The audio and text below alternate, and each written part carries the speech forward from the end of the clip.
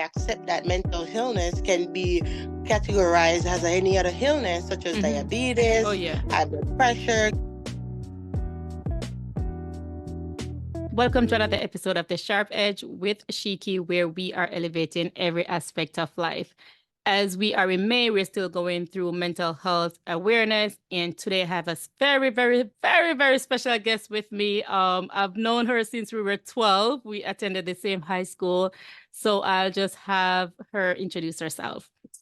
Hi, good morning. My name is Sonia Taylor. I am a very jovial person. I enjoy speaking with people. I enjoy a lot of stuff that entails communication and so forth.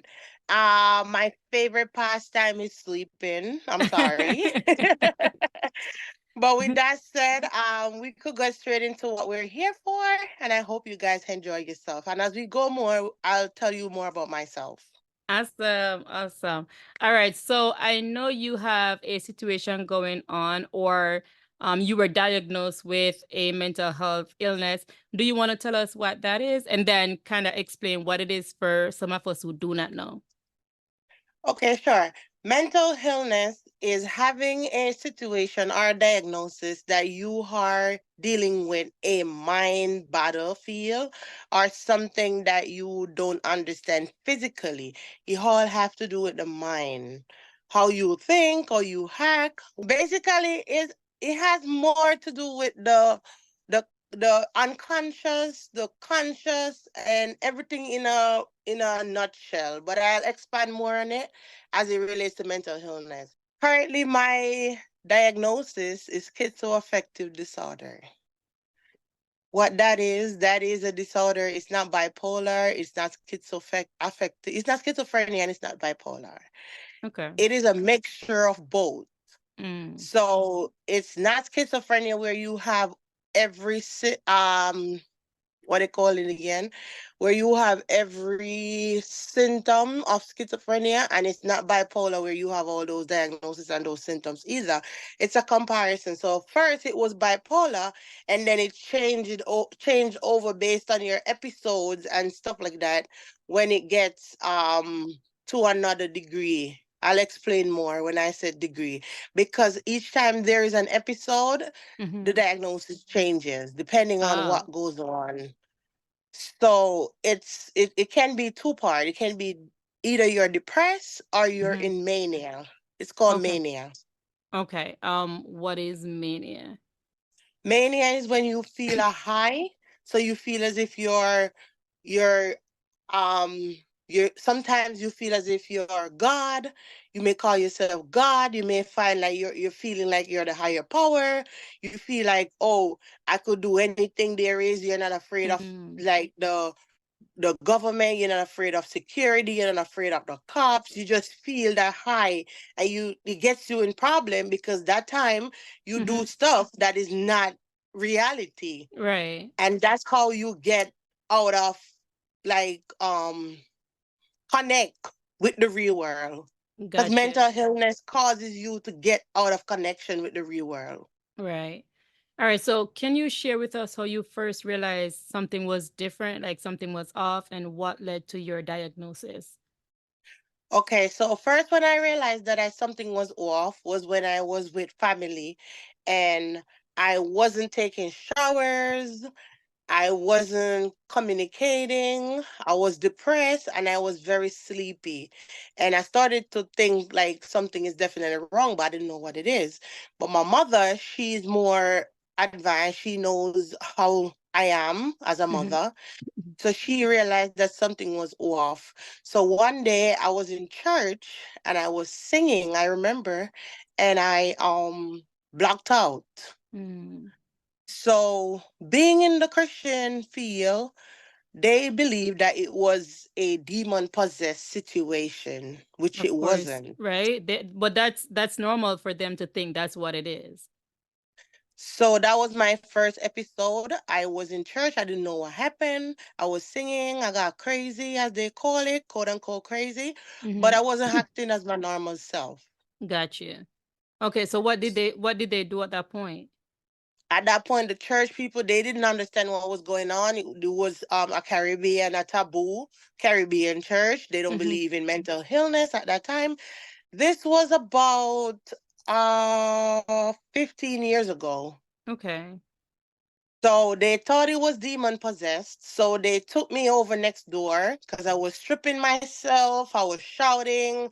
I was fighting. I was very ignorant and acting like physical bothering to Right. people. It wasn't normal. Right. So they took me next door and they prayed. They gave me olive oil to drink.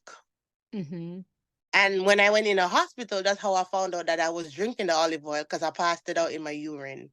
Gotcha. So yeah, that was the first time. We didn't know what it was. My family didn't know. They took me home. They didn't inform my family what happened. They didn't say anything. But that same night, I attacked my brother. And then mom realized that something was wrong with me. And Mm-hmm. then she took me to the hospital. And that's when it all started. And I was in the hospital for about 2 weeks at that Oh, time. okay. Did you have your daughter Yes. at that time yet? Did you? No, I didn't have No. my daughter at that time as yet. Is it something that you could pass on to your children or no? It is genetic Mm-hmm. because I have a history of family members who had similar situations. But growing up and not knowing about what mental illness was in Right. Jamaica, we not experienced, we don't have the resources and stuff like that. I now know what it was looking back. Right. Okay. Yes, yes. Are you concerned? How old is your daughter now? My daughter is 13 years old. 13. Are you concerned? Is there a way for you to test if she has it ahead of time, or do you hopefully praying it's not, but would you be able to like anything that you can do to prevent before like she would have an episode if, and I pray to God that's not the case, right? But is there anything that can be done before? Medically, no, but I could watch her and look Hmm. at her surrounding. I could look at her lifestyle. I know when she's not okay. She's Okay. very into herself. She likes her hair done. She likes her personal hygiene hub. And when stuff like that start going south, that's Right. when you realize that there's something definitely wrong or there's an issue. So I speak to her a lot about it. I explain it to her. She understands. And I let her know that this is my situation and it may happen. So I'm very careful and I'm watching her keenly. Awesome. All right. And I'm pretty sure your mom and your sister, they're very supportive. So I'm pretty sure, like, Very yeah, I supportive. know My that for mom a is fact. my, I'm sorry. Go No, ahead. no, I say I know that for a fact. You have a very supportive family. So, Yes, I do. My mom is my number one support. Then my husband, my sister, my sibling, they all know of my situation. They mhm. accepted it. No one is in denial. I'm not in denial.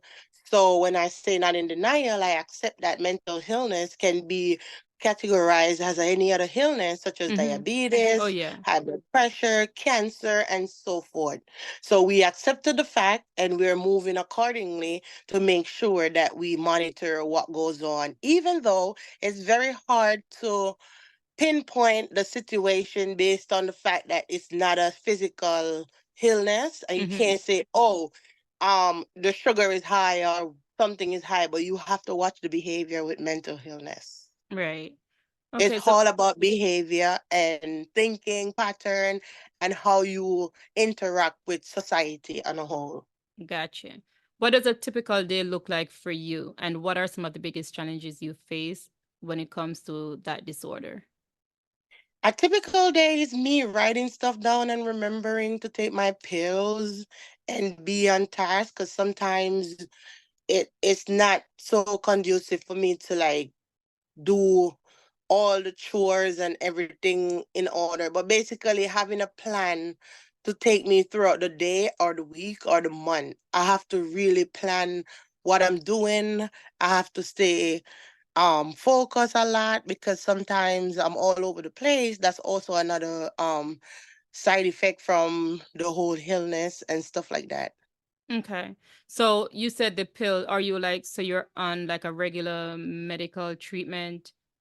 Yes, I take medical treatment. I'm on a monthly injection. Okay, Since I've been on it for 7 years now.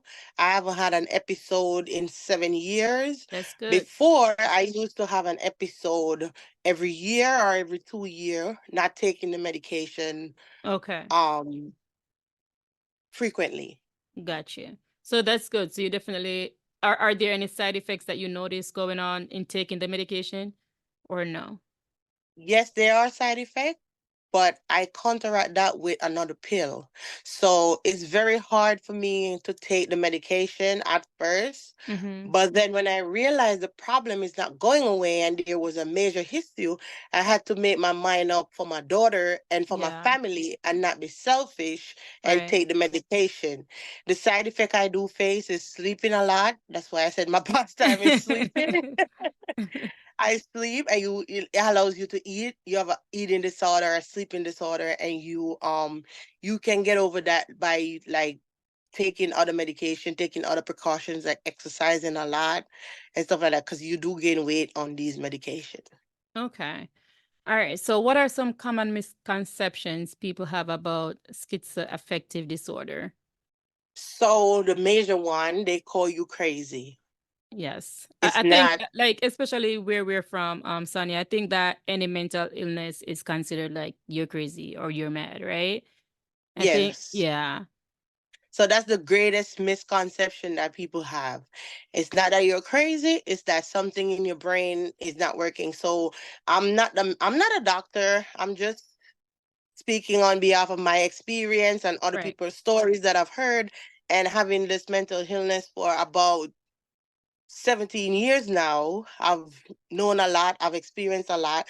So I'm not a doctor, so I wouldn't tell people to take medication, but that's what worked for me, Mm-hmm. and counseling and therapy and stuff like that. Having a great support team, allowing people to accept you for who you are, and just acknowledging that there's a problem. And when you fix it, that's how we deal with the mental illness. That's how I deal with my mental illness, which is schizoaffective disorder. Okay. So I was gonna ask next, like how important is your support system, but you touch a little bit on that. So like I said, I've seen you and your family and I know the support that is there. But what if how do you think it would be different if you didn't have that strong support system?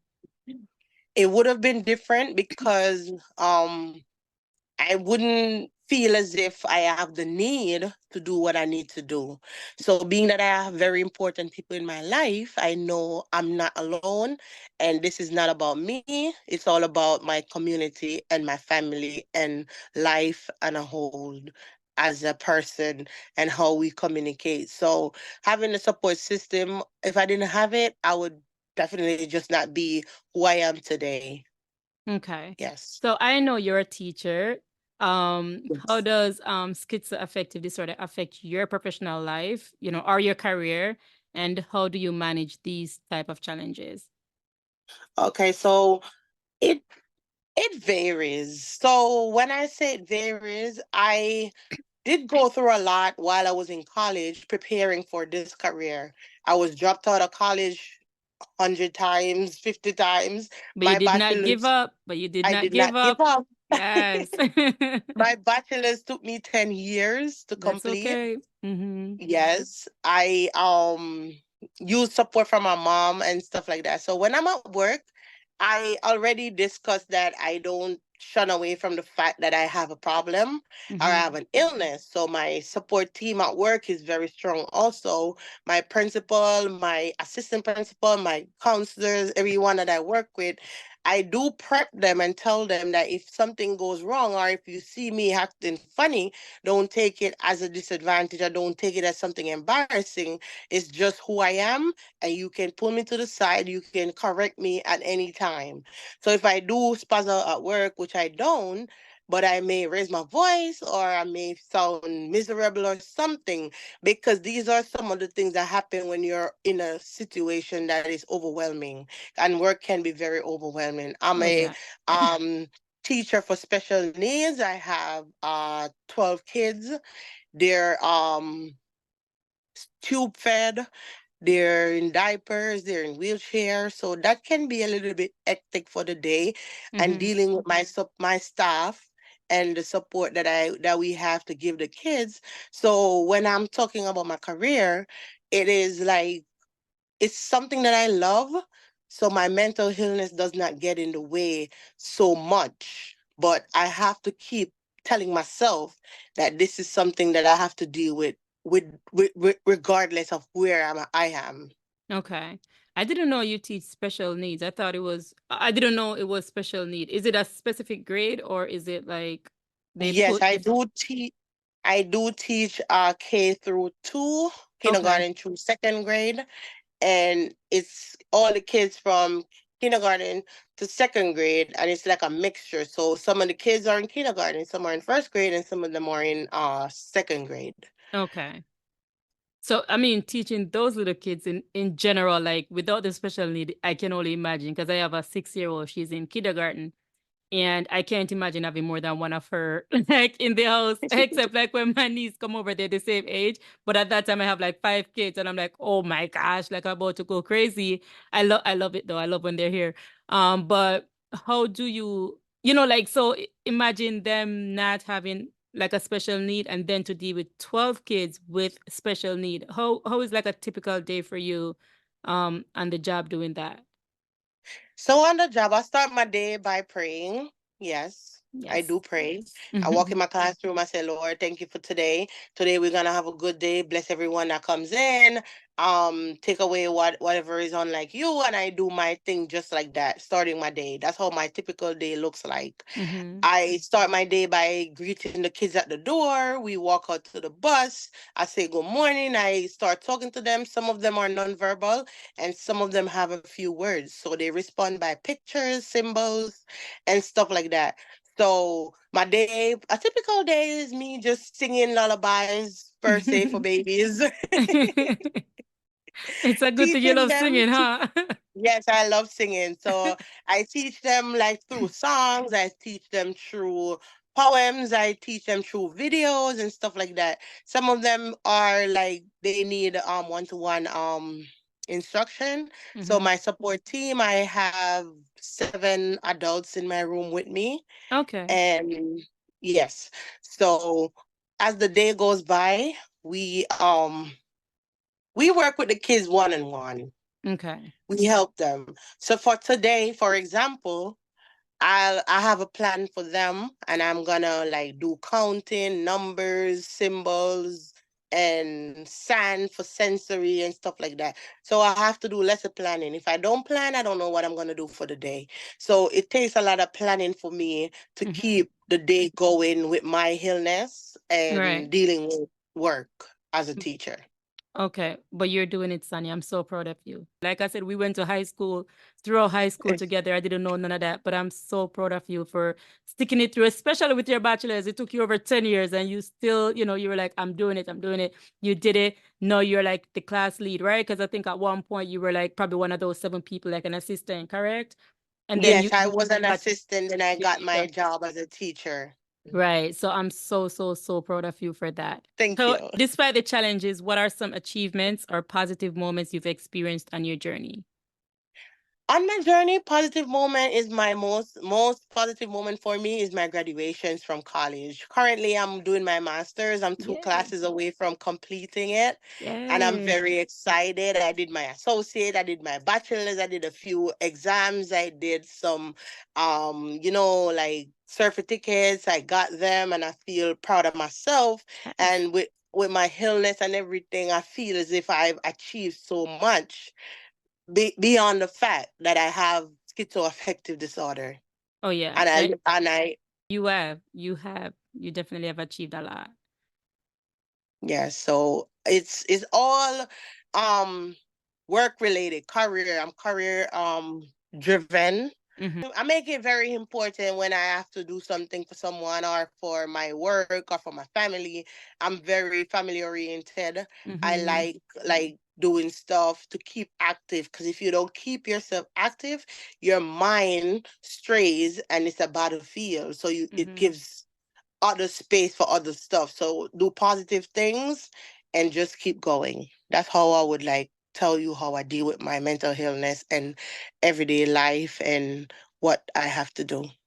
Okay, and you kind of lead right into what I was gonna ask next. Like, what advice would you give to someone who is newly diagnosed with schizoaffective disorder, or to their loved ones? What advice would you give to them? Both the In person with. general, Mm-hmm. mental illness, it doesn't have to be schizoaffective disorder. They have so much. They have bipolar, schizoaffective, schizophrenia. They have like others that are very important. So I'm just gonna go under the umbrella of mental illness. The Mm-hmm. advice that I would give to someone that has a mental illness is that don't give up. It's not the end of the world. You can make it. You can achieve whatever you put your mind to. You Mm-hmm. just gotta have some self control, some strategies that you use to calm yourself down, some what would I say? Some You just gotta find that niche where you are important and you put yourself first. So if you're with a mental illness, you have to put yourself first. You have to think about how well you can move along, or long, or well you can move with people, or long, or well you can move with your career, or long, well you can move with your family and stuff like that. So you have to prioritize when you have a mental illness. Put yourself first, and then everything comes after. Okay. All right. So, what do you wish more people knew about schizoaffective disorder? Because I didn't, So when you told me the actual um disorder, I had to look it up because I've heard bipolar, I've heard schizophrenia, I've heard like all of them. I've never heard schizoaffective disorder. So what do you wish people would know, more about it? So, in general, schizoaffective disorder, I would think people need to know that it there's no cure Mm, per se. So it's something that you have to live with for the rest of your life. I don't think it goes away because situations arrive. You may have a breakup, you may have a death in the family, anything that's traumatic could cause you to have an episode. mm, So, what I would like people to know, when you see people on the street talking to themselves and not doing their personal hygiene and stuff like that, it doesn't necessarily mean that that person chose that thing to happen to them.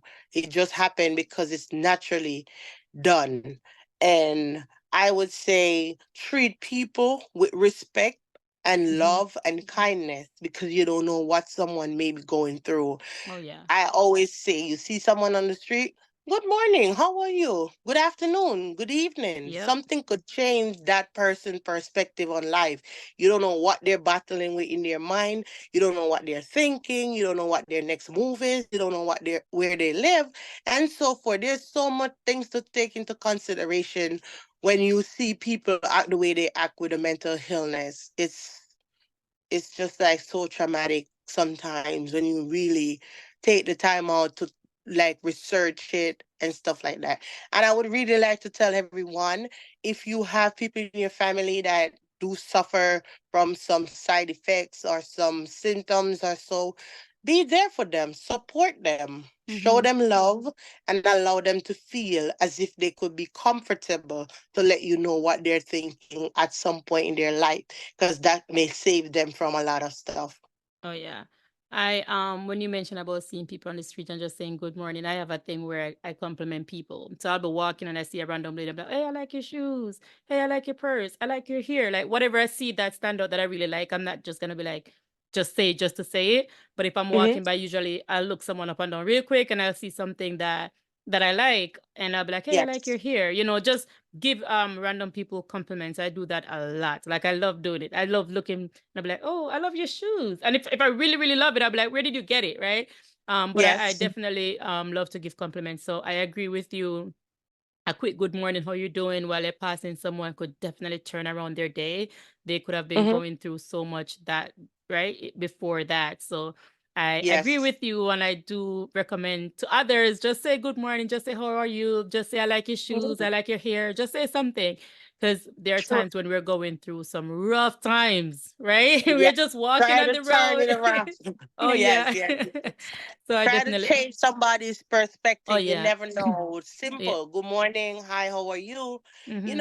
Just the little gestures that we do in life could Yeah. change somebody's life from a thought, from something that's traumatic that they're remembering in their head. You don't know Mm-hmm. what they're thinking. You don't know what they're going to eat for the next meal. Oh There's yeah. so much things that we have to take into consideration with mental illness, and it's very important. So I just want people to know that when they when they go about life, just think about people who does not have control over their mental state and how Mm-hmm. devastating that can be for somebody to really go through. Because I've been there. I've been in hospitals all over New York. I've been to Interfaith, I've been to Brookdale, I've been to Jamaica Hospital, I've been to hospital in the Bronx, I've been to Long Island Hospital over the years because of my episodes that I have. And when the episodes happen, it changes the diagnosis. So if I go in like this is my third episode, maybe I'm still bipolar, and then maybe I got switched maybe around about my seventh episode because I had these episodes just coming because I wasn't taking care of myself. I Right. wasn't taking a medication. I wasn't going on counseling. I wasn't doing anything in that sense. So when I realize that I do need help, that's when I seek help, and those are the stuff that are available to the public and stuff like that for them to use when you have a mental illness. Gotcha. All right. So looking ahead, what are your hopes and aspirations for the future, both personally and in raising awareness about mental health? In raising awareness about mental health, I'm thinking this is like my first podcast I ever done, but I've Okay. seen where I went on Facebook, I asked questions, I started talking about it. But eventually, I do want to have an outreach for people to come. They could talk, they could call, they could just discuss things. I just want to talk because so I'm making myself available, Mm-hmm. and it's not that I'm searching for anything per se. It just helps me as a person when I try to help other people. It helps me to get over and to deal with what I go through. Right. So that's a really good thing. You can start simple. You can start with having Zoom meetings for those who want to join, right? You can start with just having a phone number out there if you want to get like a Google phone line or something. Just things Hmm. like that. It doesn't have to be, there are times when we want to do things that we're waiting for everything to be perfect and waiting for um to get everything in place, right? I think I posted Hmm. something yesterday that if you're waiting to be ready, you'll be waiting all your life, right? So you definitely have just start from Yeah, somewhere, stop it. like right, just right now, you could be like, hey guys, anybody that is listening, if you want to talk about anything that you're going through, contact Shiki for my information, something like that, right? And Okay. you just start with one person, and then you have a Zoom thing, and you say, hey, if you want to talk, I could meet with you, however much time you have to spare, because I know you're married, you have a daughter, you're teaching, you're going to school. So I know you have a lot going on, but if A you could lot. spare, yeah, if you could spare an hour or two per week, I'm pretty sure you'll be happy to do that. So, for my listeners, I'm thinking it's okay. So if you just want to talk to someone, let me know. I can connect you with Sonia, and just talk it through. A lot of times people are afraid to talk to people who are not having the same kind of illness as them, right? Or can relate. I feel like there are times they want to talk to people that can relate to what they're going through. And I would like to add to that. Um, you don't necessarily have to have a diagnosis. It Hmm. can be just dealing with everyday life that you Okay. do have a mental situation and you don't even know it. So if you want to talk, I'm available. If you want to text, I'm available. If you want to email or eventually, as you just suggested, a Zoom, I'm open for that. And I have information that I wouldn't like put out there today, but I have personal information that could help depending on the situation that the person goes through. My bachelor's is in psychology, my master's is in special education, so I do have some like college information, personal information, and a mixture of things that I would like to share. I don't mind sharing with anybody who may be going through something and just need somebody to talk to listen to them and give them some advice or some sharing their story with them. Okay. So And again, you're always like leading into the next one. My next one is, are there any resources? You're a resource, right? You're making yourself available for people as well. But are there any books, website, communities, anything that you can recommend for others affected by any mental illness? Or for those who just want to learn because they may know someone who's going through something. Sure. So Google is my best friend. So if you want to Google something, that's fine. Anything you want to know, ask Siri or ask AI. Yeah, Yeah. but there are a lot of like different what would I say services out there. They Mm-hmm. have groups, they have group meeting, they have like for AA and mental illness, they have different kind of groups that people meet with. So if you want to find something, maybe you could go there in Google and like say is there any support group for A, B, or C that's available within this zip code or something close by? That's Mm-hmm. one way you could find something. The hospitals do offer a lot of resources. Every hospital for mental illness, they're big on that. Okay. That's where I get most of my resources and information from. I do visit the hospital at least once a month. I do go for my treatment and I also go for other reasons that I have to do for like maintaining myself with a mental illness. Okay. So hospitals are places where people could go for information. I think they have a hotline they you could call also. I'm not sure the number right now, but there's so much things that you could do. You could reach out to Shiki and she'll get the information to you guys as it relates to getting help or just having that support team or friend or something that you could talk to and some outreach that's available for you. Okay. Is there anything else you want to share that I probably didn't get through in asking you questions? I don't want to leave. I don't want you to leave and you feel like, okay, I probably should have said this. I probably should have said that. Is there anything else that you want to share with us? Yes, even though you may not have a mental illness, I would suggest that everybody gets some kind of therapy. Oh, yeah. Therapy is very important, Mm-hmm. regardless of what you go through, family issues, family problem. Talk to someone, tell them how you feel. You not feel comfortable, you could do journaling. You could Mm-hmm. write your stuff down, you go back and look at it a month later and see where you at. That's one of my strong point. Also, I like writing as a teacher, yes. So I do a lot of journaling. Write stuff down, put it in my notes. If I don't feel good today, why I'm not feeling well, what can be better, how can I change the situation, what started the situation, what Mm-hmm. happened before that happened. There's so many things that you could do and say to find out your mental state. And it's very important to take that into like the main thing you do is your mental state. Because if you can't help yourself, you can't help no one. Right. That And is if true. you're yes, so you can't pour from an empty cup. So you Yep. have to fill your cup up first. Mm-hmm. So I just want to tell people that it's okay if you do have a mental illness. It's not the end of the world. You can survive. You can be successful. You can reach out. You can find resources available, as I shared, and there are a lot more that I didn't cover and stuff like that. But once you see that there's an issue with not being able to function in society, then there's something wrong.